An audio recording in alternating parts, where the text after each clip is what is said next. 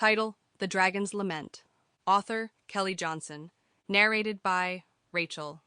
In a valley long untouched by time, hidden behind towering mountains and thick forests, there lived a dragon named Calathar.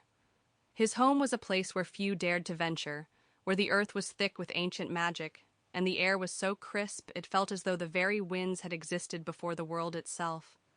The valley was nestled among jagged peaks that scraped the sky, their snow-capped summits eternally shrouded in mist, as if even the heavens sought to keep the dragon's realm secret from mortal eyes.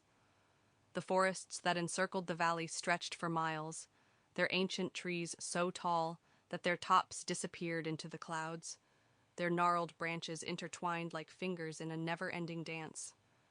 Calathar, the dragon, had lived here for centuries, perhaps even millennia.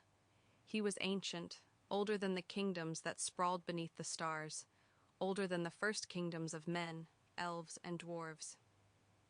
His existence predated the rise of the great cities and the forging of empires. The land itself had changed in ways he could not have foreseen, yet he had stood, an eternal sentinel, watching over the valley and the world beyond. His scales shimmered like obsidian, each one a perfect mirror of the sky, reflecting the sun's rays, as if to remind all who gazed upon him of the fire that still burned deep within. His body, massive and awe-inspiring, stretched across the valley like a mountain made flesh, his long, sinuous tail coiling like the roots of the oldest trees. His wings, great leathery appendages that could span the width of entire cities, once cut through the skies with such power that the very air crackled in anticipation. When he took flight, the sound of his wings flapping was like the rumbling of thunder, shaking the earth beneath and sending flocks of birds scattering in fear. His eyes glowed with an inner fire, fierce and molten, a fire that could melt the hearts of the most stoic of beings.